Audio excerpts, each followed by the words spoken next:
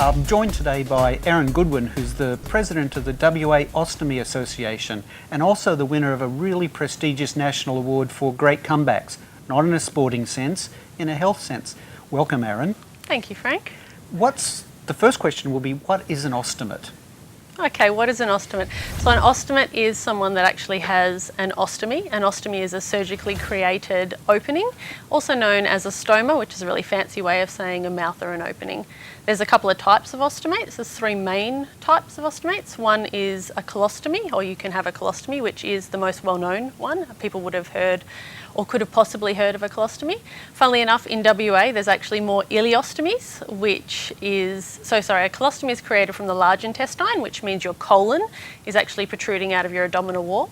An ileostomy is created with your ileum or your small intestine, and again, it protrudes out your Abdomen? Abdomen, yes. Sorry, and then with the third type is called a urostomy. There's a few other variants, but the urostomy is created for bladder waste rather than fecal waste. So it's a lot of people that have had, for example, bladder cancer and other things like that. So what are some of the conditions that might lead to someone becoming an ostomate? So the main ones that I know of, so there's the autoimmune deficiencies, which is generally Crohn's or ulcerative colitis, which affects a lot of the younger generation.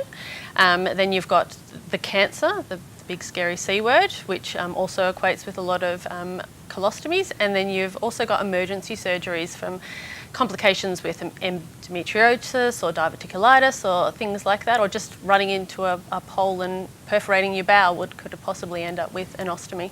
Some sports injuries too. It's one of those really frightening things for people that they believe that becoming an ostomate might greatly affect their way of life. But I know some people very well who are living with ostomies, and in fact we've got some really nice pictures of how hot you can look as somebody who's got an ileostomy. Thank you. So we can live quite well if people have an ostomy. Well, in Australia, there's actually 44,000 plus ostomates, which is a massive amount of ostomates out there. In WA, we've got just over 3,500 people.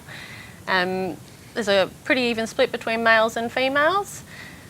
And we all live normal. You would never really know if you knew an ostomate. It's quite a hidden thing. And there's a lot of people who actually find that it's beneficial once they've actually gotten their chronic conditions resolved through an ostomy. So although it's a fundamental fear, it actually can have enormous benefits and not something to be frightened of at all.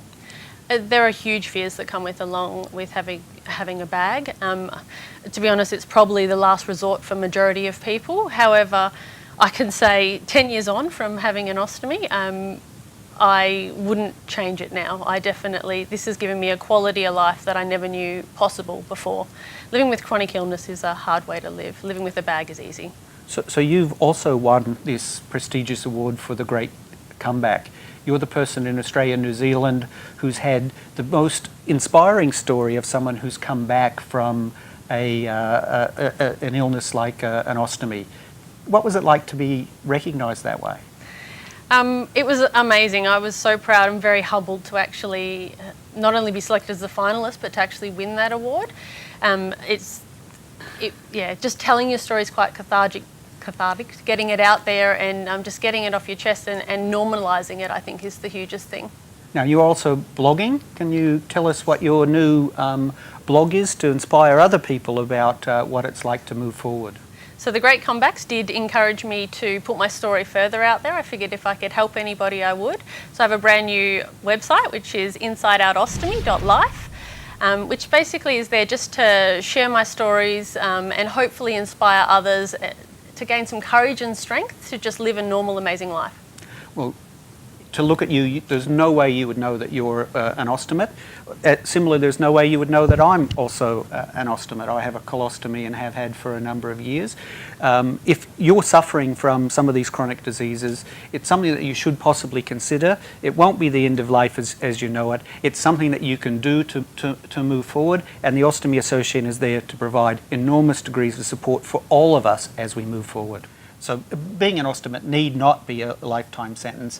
Erin, you're as always inspiring. Thank you so much for being on the couch today.